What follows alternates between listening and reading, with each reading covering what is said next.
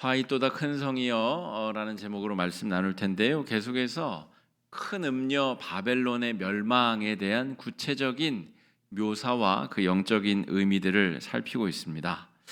오늘 본문 말씀만 읽어가지고는 도대체 무슨 말인지 우리가 또 잘 이해가 가지 않을 수도 있지만 그 큰 줄기와 주제를 찾다 보면 어려운 내용이 아니고 다 이해할 만한 쉬운 내용들로 그렇게 써져 있습니다.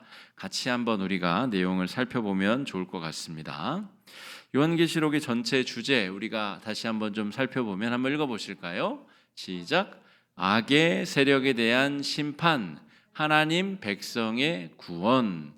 심판과 구원 이렇게 기억하셔도 되고, 누가 요한계시록에 대해서 묻거든 혹은 이단에 속한 사람들이 요거를 이 걸림돌로 해가지고 우리의 마음을 훔치려 하거든 분명하게 심판과 구원에 대한 이야기를 하시고, 또 악에 대한 심판, 악의 세력에 대한 심판, 우리를 유혹하려 드는 이단 세력을 포함하여 스스로 높아진 모든 것들, 스스로 교만하여진 모든 세력들, 오늘 본문 말씀에도 등장하는데 하나님 없이 스스로 하나님이 되려 하는 정치 권력, 또 경제 권력, 또 그들을 추앙하는 모든 사람들, 이 모든 사람들이 이 심판의 대상이 된다라고 볼 수가 있겠습니다. 그리고 하나님 백성의 구원의 문제, 이 악한 이들이 그냥 가만히 있는 것이 아니라 하나님 백성들을 계속해서 핍박하고 환난 가운데 밀어넣고 고통을 준다는 것이죠.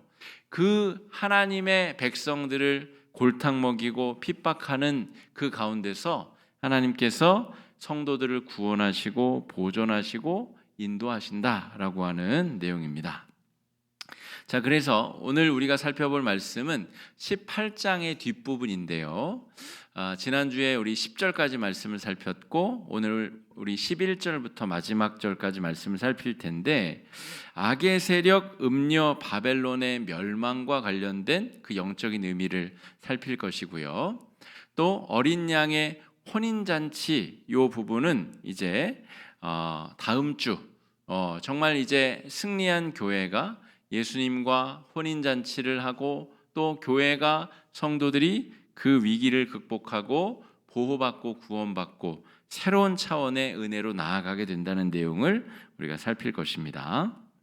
자, 그러면 오늘 11절부터 24절까지의 내용은 무엇이냐라고 하면, 바벨론 그 마귀의 세력, 악한 세력들이 멸망하게 될 때 그들에게 빌붙어 있던 자들이 슬픔과 고통과 애곡의 눈물을 흘리게 된다. 이게 오늘 내용인데요.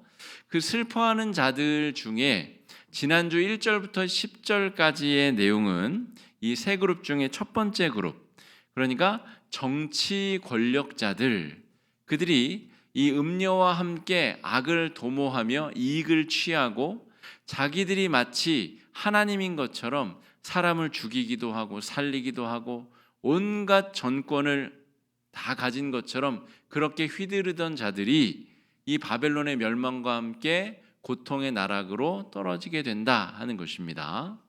자, 멀리 살필 것도 없이 우리 근현대사에 있어서 군부 독재, 독재자들, 사람을 막 죽이고 살리고 마음에 안 들면 삼청교육대 같은데 집어넣고 자기들 기준대로 자기들 멋대로 사람들을 죽였다 살렸다 고통 줬다가 살려냈다가 하는 자들, 이 자들이 다 이 마음의 욕망을 쥐고 흔드는 마귀의 세력에 함께 그들과 더불어서 이익을 취하던 자들이고, 큰 음녀 바벨론 마귀와 사탄의 세력이 멸망할 때에 이 악한 정치 권력자들이 함께 멸망할 것이다. 저 북에 있는 또 독재를 일삼는 수많은 이 정치 지도자들이 같은 운명을 처하게 될 것이다. 이게 지난주 우리 심판받는 사람들의 첫 번째 대상이고요. 이 슬퍼하는 세 그룹의 대상자 중에 오늘 살펴볼 두 그룹은 경제적 기득권자들, 그리고 맹목적으로 이 현상을 추구하고 자기들도 1번, 2번 정치 권력이든 경제적 기득권을 얻으려고 이들을 추종하고 그들의 생각과 세계관을 전파하고 퍼나르는 맹목적 추구자들의 이 슬픈 애곡의 소리, 이것이 오늘 바벨론 심판에 대한 정말 처참한 참상이다, 이렇게 말할 수가 있겠습니다. 자, 기득권을 유지하기 위해서 이 세 그룹의 특징이 뭐죠? 자신의 이익과 기득권을 이 바벨론에 빌붙어서 얻으려 했다는 것이죠. 영화나 드라마 이런 데 보게 되면 저 높이 올라간 사람들이 있잖아요. 그 사람들 중에 정말 순수한 마음으로, 정직한 마음으로 법을 다 잘 지켜가면서 다른 사람에게 피해 주지 아니하고 그 자리에까지 올라간 사람, 여러분 기억나는 사람 있으세요? 있기는 합니다. 그런데 100이면 1명, 2명 정도, 1, 2% 정도 안 된다는 것이죠. 다 다른 사람 밟고 올라서거나 다른 사람의 피를 다 빨아먹어서 그 자리에까지 올라간 사람들이 다 비일비재하다는 것입니다. 그 기득권을 유지한 채 정치 권력이든 경제 권력이든 얻기 위해서는 하나님 편에 설 수 없다는 것이죠.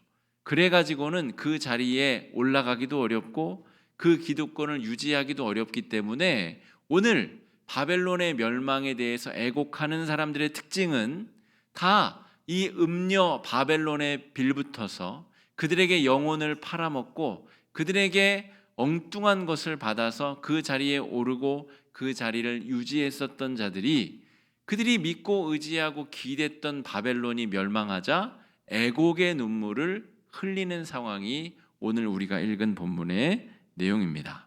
자, 11절 말씀 우리 한번 읽어보겠습니다. 시작. 땅의 상인들이 그를 위하여 울고 애통하는 것은 다시 그들의 상품을 사는 자가 없음이라. 독재 권력이 판을 치던 시대가 있습니다. 그런데 여러 차례의 민주항쟁 운동들이 있었고 이제는 더 이상 사람들이 그러한 독재 권력에 대해서 벌벌벌 떨지 않습니다. 왜냐하면 그들의 가진 힘이 사람들 윽박지르고 겁박하여서 강제로 얻어낸 것, 부당하게 얻어냈다는 것을 사람들이 알기 때문이죠. 그래서 윽박지고 겁주는 것이 더 이상 먹히지 않는 세상, 그래서 그들의 상품을 파는 자가 더 이상 사라져버린 세상, 그래서 이 정치 권력자들, 경제 기득권자들이 이 음녀 바벨론이 살아있을 때는 떵떵거리고 정말 힘께나 썼었는데 음녀 바벨론이 무너지자 이제 아무것도 아닌 존재가 되어버렸다. 하나님의 심판의 날이 임하면 음녀 바벨론과 그들을 추종하는 모든 세력들이 다 함께 공멸하게 될 것이다. 저는 가끔 이 현실 정치인들 중에 신앙을 가지고 계신 분들을 이제 뭐 인터뷰나 TV에 나올 때 내가 저 입장이 된다면 참 걱정되겠다, 두렵겠다 하는 마음이 들 때가 있습니다. 왜냐하면 현실 정치라는 것이 사실은 거의 진흙탕이기 때문에 하나님을 잘 믿으면서 그곳에서 정말 정치인으로서 자리를 잡고 또 거기서 앞으로 나아가는 것이 정말 어려울 것이기 때문에 그렇습니다. 그러니까 이 음녀 바벨론과 손을 잡을 유혹에 늘 시달릴 텐데 그 유혹을 이겨내면서 현실 정치를 하는 사람이 있다면 정말 대단한 사람이고, 그렇지 아니하고 위선적으로 하나님을 잘 믿는 척 어디 기독교 방송에서 인터뷰도 하고 이렇게 하면서 실제로는 음녀 바벨론의 손을 잡고 음녀의 도움을 받아서 온갖 사악한 짓을 다 저지르면서 나는 그리스도인이요 성도요, 그러니 나에게 선거철에 표를 주시오, 이렇게 하는 사람들이 있다면 저 벌을 어떻게 다 감당할까? 하나님이 심판의 날에 음녀 바벨론과 함께 그들도 같이 심판과 징벌을 받을 텐데 어찌 저 하나님의 심판 앞에 설 용기가 있는가? 대단한 강심장들이다, 저는 그렇게 생각이 들 때가 있습니다.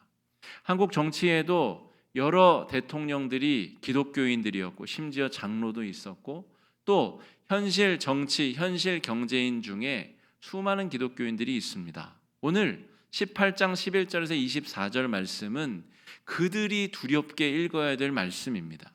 하나님을 믿으면서 정말 법 잘 지키면서 하나님의 영광과 명예를 드러내면서 조금 더 손해보면서 소시민적으로 살더라도 그것이 하나님의 백성에 대한 구원의 길인데 그 길을 선택하는 것이 얼마나 어려운가 하는 것이죠.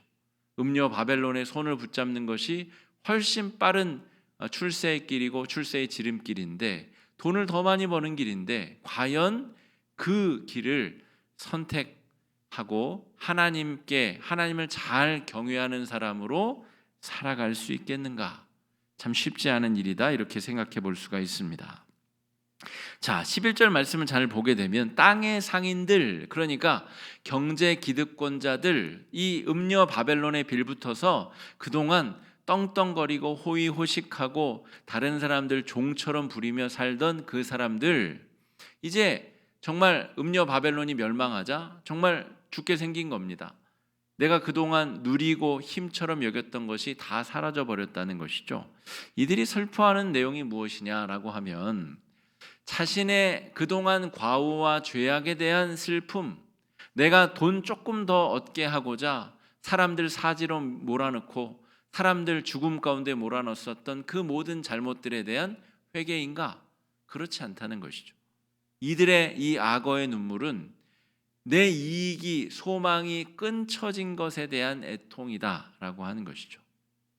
바울과 실라가 빌립보에서 이 귀신 들려 점치는 여자아이 하나를 고쳐주잖아요. 그런데 그 종을 소유한 주인들은 바울과 실라를 고소해서 감옥에 가둬버립니다. 이 아이가 귀신에게 붙잡혀 있다가 자유케 된 것은 이들에겐 손해인 것입니다. 계속 귀신에 붙잡혀 있어서 자신들에게 돈을 물어다 줘야 되는데 귀신이 떠나버려서 더 이상 점을 치지 못하는 이 종은 이제 쓸모없는 짐승이 돼버린 것이죠. 여러분, 이게 어떻게 사람이 사람에게 할 짓입니까? 그런데 음녀에 깃들어 사는 수많은 이 돈에 매인 사람들, 돈의 종 맘몬에 붙들린 그의 돈의 종들은 바벨론의 멸망과 함께 아주 심각한 치명적인 타격을 입게 되어 멸망하게 될 것인데 그들이 우는 이유는 하나님 잘못했습니다. 제가 그동안 헛살았습니다. 이것 때문이 아니라 자기 이익의 소망이 끊겨졌기 때문이다 라고 하는 것이죠. 자, 우리 그리스도인들 중에서 돈 많이 벌기 위해 예수님 믿는 사람이 없는 것 같지만 있습니다. 자기 사업 때문에, 인맥 관리 때문에, 정치인들 중에는 표 관리 때문에, 지역구 관리 때문에 그렇게 예수 믿는 사람들 많습니다. 여러분, 이익의 소망을 주님께 두는 순간 그 사람은 더 이상 그리스도인이라 말하기 어려운 것이죠.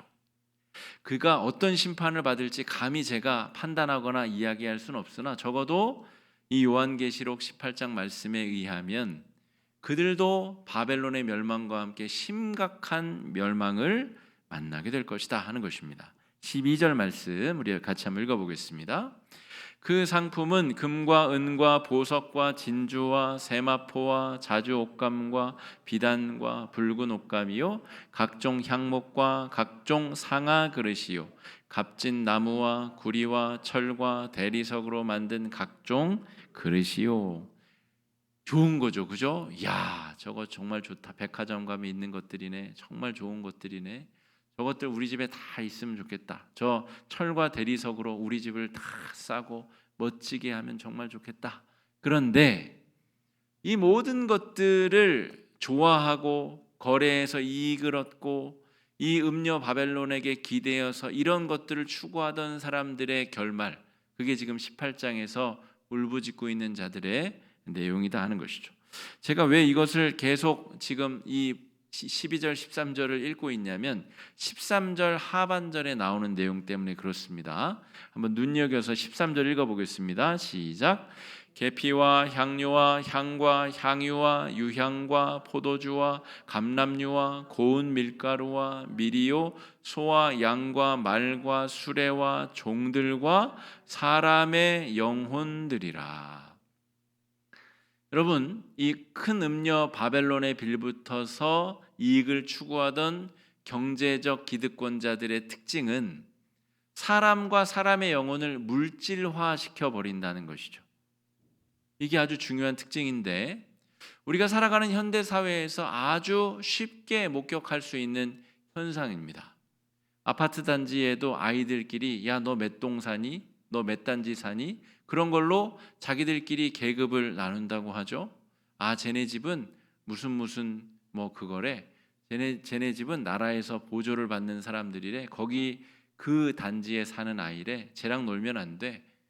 어떤 사람은 큰 차를 타면 좋은 차를 타면 좋은 대접을 받고 그냥 싸구려 작은 차를 타면 하찮은 대접을 받고 그럼 우리가 쉽게 만날 수 있는 그런 우리가 살아가고 있는 시대 현상들입니다.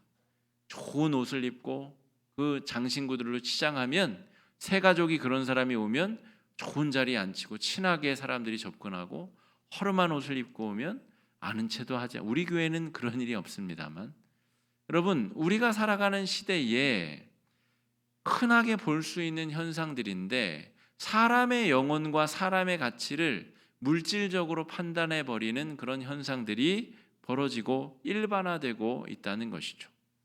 여러분, 그런데 이것이 하나님께서 싫어하시는 일, 하나님께서 미워하시는 일이다 하는 것입니다.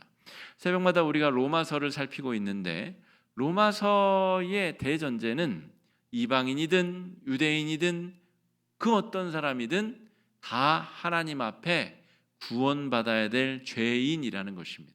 돈이 많은 사람이든 황제든 백부장이든 천부장이든 종이든 노예든 이방인이든 그 모든 사람이 예수 그리스도의 십자가의 보혈이 필요한 존재들이라고 정의를 하고 그 믿음으로 구원받아야 되는 이유들을 계속 설명해 나가고 있다는 것입니다. 여러분, 우리가 세상을 어떻게 바라보는가? 세상을 정말 하나님이 기뻐하시는 방법대로 바라보는가? 아니면 사람의 영혼들마저도 정말 물건처럼 사고 팔 수 있는 것처럼 내가 내 마음대로 주무를 수 있는 것처럼 그렇게 생각하는 것은 아닌가? 잘 생각해 볼 필요가 있겠습니다.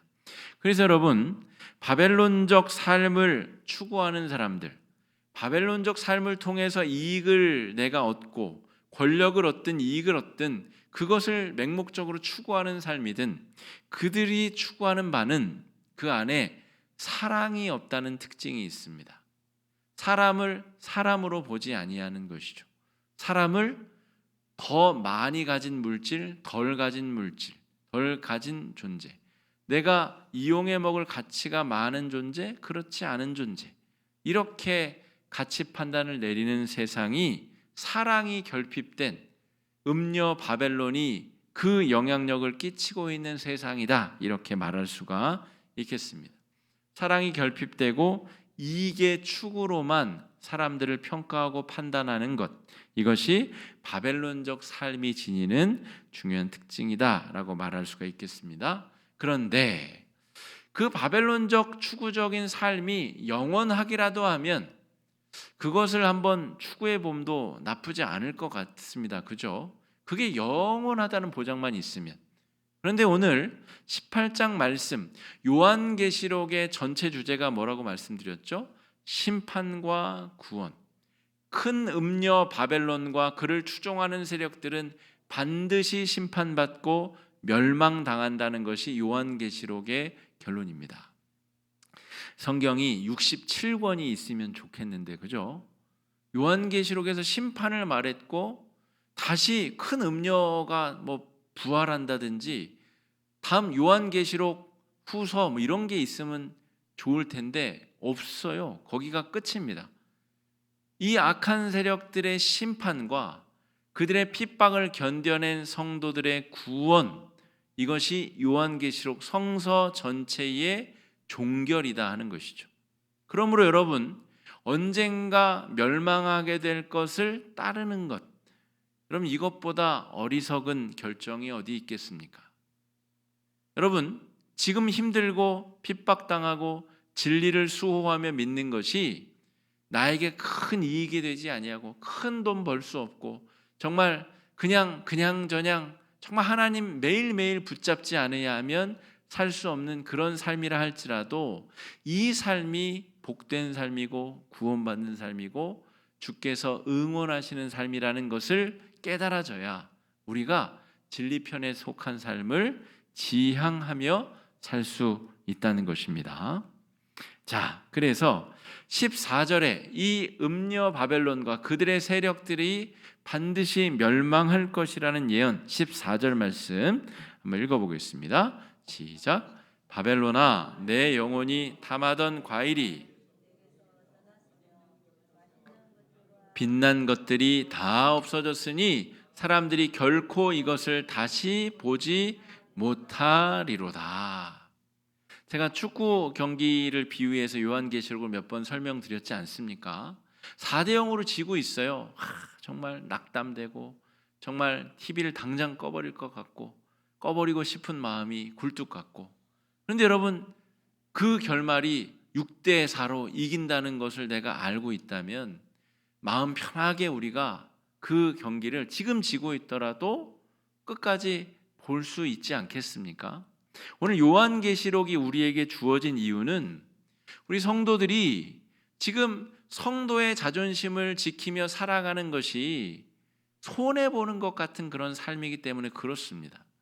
남들처럼 대충 하면 하나님 이름에 먹칠은 좀 할지라도 내가 이 세상에서 잘 먹고 잘 살 수 있는데 그 길을 선택하지 아니하는 성도들, 협박당하면 예수 부인했다가 조금 좋아지면 다시 예수께 붙었다가 이렇게 정말 내가 잘 왔다 갔다 하면서 살면 조금 더 편리하고 부유하고 잘 먹고 잘 살 수 있을 것 같은데 1월 달은 몹시 마음이 불안하니까 점집에 가가지고 점도 좀 보고 토종 비결도 좀 보고 여러 운수 내가 대통할 것인 좀 알아보고 2월부터 다시 교회 다니면서 예수 잘 믿으면 내가 좋을 것 같은데 내 불안감도 사라지고 주님도 손해보는 거 없는 것 같고 나도 꽤 괜찮은 것 같은데, 여러분, 이러한 삶이 정말 예수 믿는 바른 삶이냐? 오늘 요한계시록 18장은 우리에게 묻고 있는 거예요.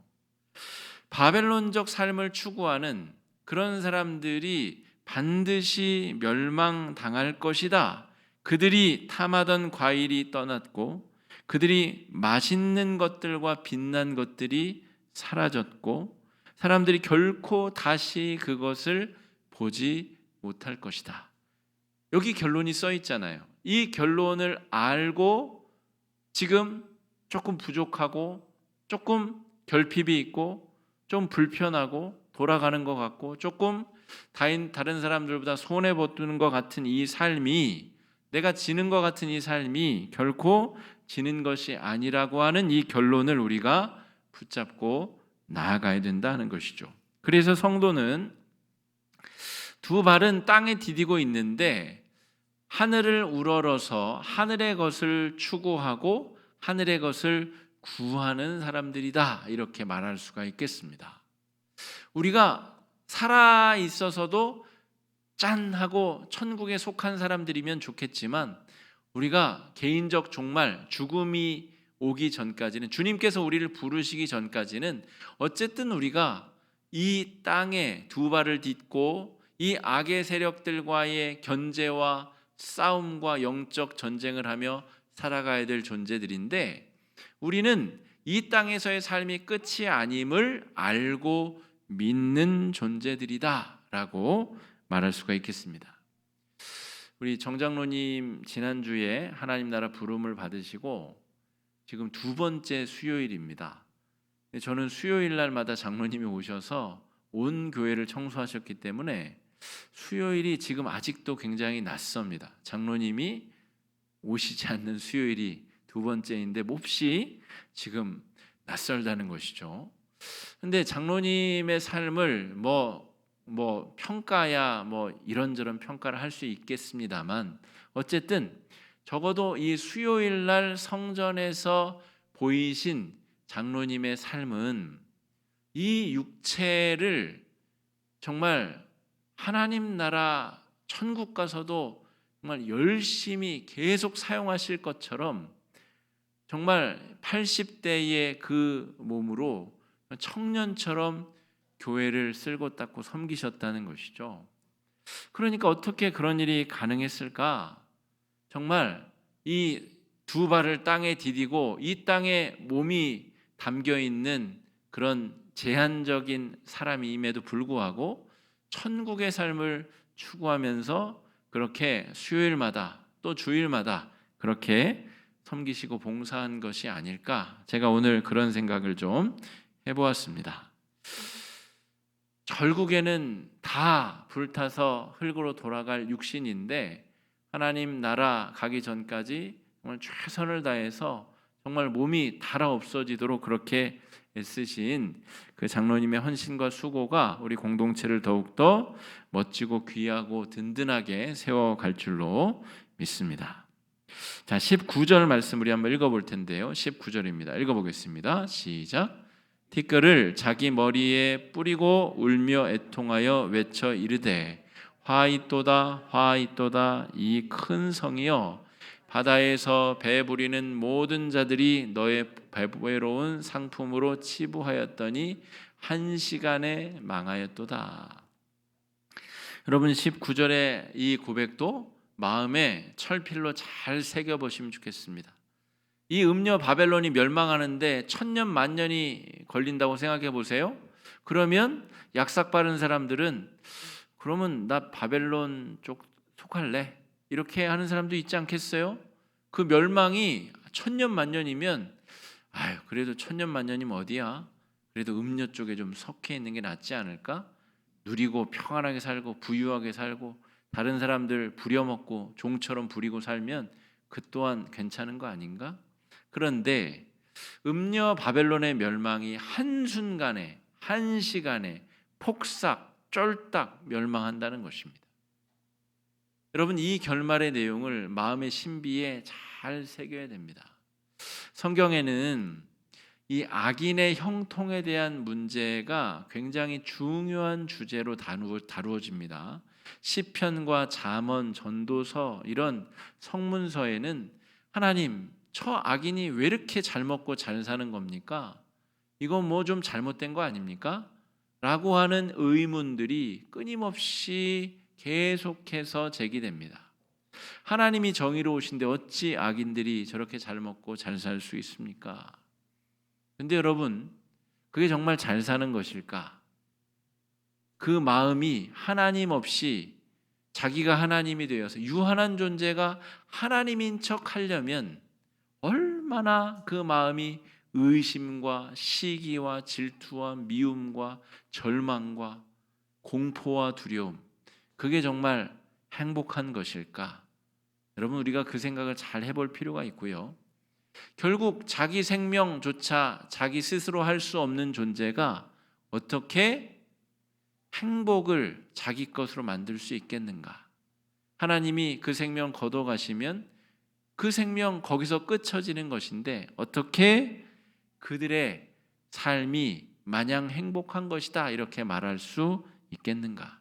그들의 삶이 끝났을 때 그 다음은 정말 그들이 행복할 것인가?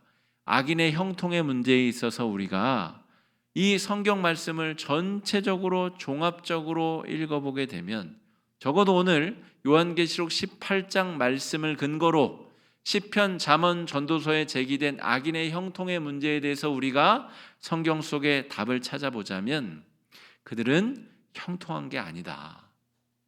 그들의 삶은 형통해 보이지만 그렇게 보이려고 애쓰지만 절대 형통한 삶도 아니고 하나님께서 공의롭지 못하신 것도 아니다라는 것을 시편이 제기한 문제를 우리는 요한계시록 18장에서 오늘 얻게 됩니다. 그들이 한순간에 완전히 쫄딱 망하게 될 것이다 하는 것입니다. 자, 우리 맹목적 지금 이 19절에서 등장한 이 바다에서 배 부리는 모든 자들, 이 사람들이 바로 정치 권력자, 바벨론을 섬기는 정치 권력자들, 경제적 이득을 얻은 경제 기득권자들, 그리고 그들을 추앙하며 그들처럼 되기 위해서 정말 부지런히 애쓰며 그들의 삶을 유통하는 사람들, 바다에서 배 부리는 사람들이 그들을 의미합니다. 하나님을 바라보고 하나님이 기뻐하시는 삶을 향해서 나아가야 되는데, 대부분의 사람들은 하나님을 바라보는 것이 아니라 자신들의 기준에 성공한 사람들, 자신의 기준에 행복해 보이는 사람들, 바벨론적 삶을 추구하는 그 원형을 자신들의 삶의 이상향으로 삼고 있다는 것이죠. 그게 바로 무서운 일입니다. 수많은 SNS, 소셜 네트워크 서비스를 통해서 만나게 되는 세상은, 사람이라는 게 희노애락이 있는데 모든 사람들의 자기의 히히히히 좋은 모습, 최고의 모습, 제일 맛있는 걸 먹는 상황, 이런 것들만 SNS에 가득합니다.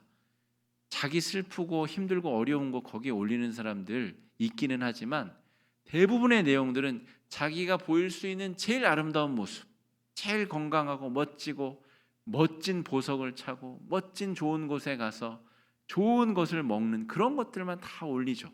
그러다 보면 서로 시기심과 또 그것들을 따르고 싶은 마음, 나도 저거 하고 싶은데, 나도 저거 따라가고 싶은데, 나는 언제 저거 할 수 있나, 계속 서로 사람들에게 그런 영향들을 주고받는 이상한 세상으로 우리가 점점 가고 있는 것은 아닌가. 오늘 여기서 바다에서 배 부리는 사람들이라는 것이 바로 이 바벨론적 삶을 사는 사람들과 그들의 삶의 지향점을 유통하는 사람들, 맹목적 추구자들이 경험하게 될 허무한 결말이라는 것이죠. 가끔 여러분 보면 예전에 유명한 영화 배우들, 가수들, 이런 분들이 정말 한순간에 폭삭 늙어버린 그런 인터뷰, 사진 이런 거 보지 않습니까? 하도 성형을 얼굴에 많이 해가지고 이게 더 이상 버텨내지 못하고 한순간에 폭삭 괴사해버리는 얼굴들, 그런 몸들, 자연스럽게 건강하게 늙어가는 것이 아니라 의료용품으로, 수술로, 여러 가지 약품으로 그렇게 자기의 이 노화를 막으려 했던 사람들의 한순간의 멸망, 여러분 이것과 유사하다고 보시면 됩니다. 결국 하나님의 그 전능하심에 잇대어 살아가야 되는 유한한 우리들이 왜곡되고 거짓된 것, 무한해 보이는 왜곡된 것들에 잇대어 살아가려 하다 보면 그것들이 한순간에 폭삭 멸망하게 된다는 것을 우리가 기억해야 됩니다. 자, 20절 말씀 우리 한번 읽어보겠습니다. 시작. 하늘과 성도들과 사도들과 선지자들아, 그로 말미암아 즐거워하라. 하나님이 너희를 위하여 그에게 심판을 행하셨음이라 하더라. 하나님이 왜 바벨론을 심판하셨다고요? 그로 말미암아 즐거워. 하나님이 너희를 위하여. 여러분, 심판과 구원이라 그랬잖아요. 이 악인들에 대한 심판이 있으면 하나님께서 하나님을 믿고 따르는 사람들을 구원하실 것인데, 이 악은 그 태생적인 탄생의 비밀과 그들의 구조적인 모순 때문에, 그들의 욕망지향적인 삶 때문에 반드시 멸망하게 될 것인데, 하나님의 잇대어 살아가는 하나님의 백성들은 이 멸망의 때에 살아남게 될 것이고 그들의 멸망을 바라보며 기뻐할 것이다, 즐거워할 것이다. 그런데 이 묘사를 보시면 하늘과 그 다음에 목사가 나오는 게 아니고 장로가 나오는 게 아니고 뭐가 나오죠? 성도들이 나옵니다. 여러분, 그래서 교회의 직분은 그냥 일하기 위한 어떤 직분입니다. 일을 합리적으로 아주 효과적으로 하기 위한 것이 직분이지, 모든 하나님의 백성들은 성도, 거룩한 무리라고 하는 이 존귀한 호칭을 가장 소중하게 여겨야 됩니다. 목사는 공인받아서 말씀을 가르치고 성찬성례를 집례할 수 있는 권한이 있는 성도일 뿐입니다. 하나님 앞에 우리 기독교인들 모든 사람들은 성도라고 하는 명예로운 존칭, 하지만 이를 계획적으로 효과적으로 처리하기 위해서 장로, 집사, 여러 권사 그런 직분들이 존재할 뿐이죠. 정말 중요한 것은 이 성도, 거룩한 무리라고 하는 이 칭호라는 것을 우리가 잊어서는 안 됩니다. 사도들과 선지자들 뒤쪽에 등장하잖아요. 더 크게 쓰임 받을 것 같은 이 사람들이 뒤에 묘사가 되고 있습니다. 자, 그래서 지금 핍박을 당하는 성도들이 마지막 날에는 웃게 될 것이다. 이것이 요한계시록의 결론입니다. 17장, 18장에 큰 음녀 바벨론이 멸망하고 19장에서 어린 양과 성도 혹은 어린 양과 교회와의 영화로운 혼인잔치가 묘사가 되고 이제 새하늘과 새 땅 20장, 21장, 20장 신천신지가 묘사가 되면서 요한계시록이 대단원의 막을 내리게 된다 하는 것입니다. 자, 21절 이제 최종적으로 바벨론이 멸망당하는데 어떻게 멸망당하는가? 21절 우리 마지막으로 읽어보겠습니다. 시작. 이에 한 힘센 천사가 큰 맷돌 같은 돌을 들어 바다에 던져 이르되 큰 성 바벨론이 이같이 비참하게 던져져 결코 다시 보이지 아니하리로다. 바다가 뭐라 그랬죠? 바다는 음녀의 근거지예요. 그런데 이 바벨론이 어디 빠져 죽어요? 바다에 빠져 죽습니다. 그러니까 이 욕망과 탐욕, 그 구조적인 모순 때문에, 그 자기 욕심 때문에 그것이 스스로를 멸망시키고 패퇴시켜서 바벨론이 큰 맷돌처럼 바다에 빠져서, 큰 맷돌이 물 위로 다시 떠오를 가능성이 있을까요? 없을까요? 없습니다. 제로에 수렴됩니다. 큰 맷돌은 절대로 스스로의 능력으로 다시 바닷물 위로 올라올 수 없습니다. 여러분, 이 이미지도 머릿속에, 마음속에 철필로 새겨두십시오. 여러분, 저 꼴보기 싫은 악인, 하나님도 경외하지 아니하고 맨날 불법만 저지르는 악인이 잘 먹고 잘 사는 것 같아서 너무 속이 뒤틀리시는 성도님들, 오늘 이 18장 21절 이 이미지를 마음속에 잘 그려 놓으십시오. 그들이 멸망당하게 될 게 어떤 모양으로 어떻게 멸망당해서 재기가 불가능할 정도로 침몰하게 될 것인지를 잘 새기며, 그때 우리가 살아서 그걸 보게 될지 죽어서 그걸 보게 될지 모르지만 어쨌든 그 멸망의 날이 이르렀을 때에 오늘 아까 19절에 묘사된 대로 20절에 묘사된 대로 그로 말미암아 즐거워하리라고 하는 이 말씀도 여러분 기억해 두시기 바랍니다. 그래서 바벨론과 그들의 잇대어 살아가는 모든 사람들에 대한 심판은 최종적이고 영원할 것이다 라고 18장이 지금 결말을 짓고 있습니다. 여러분, 악에 대한 최종적 심판과 성도들에 대한 구원과 또 회복의 약속을 믿으시면서 승리하실 수 있는 그런 남은 한 주가 되시기를 주의 이름으로 축복합니다.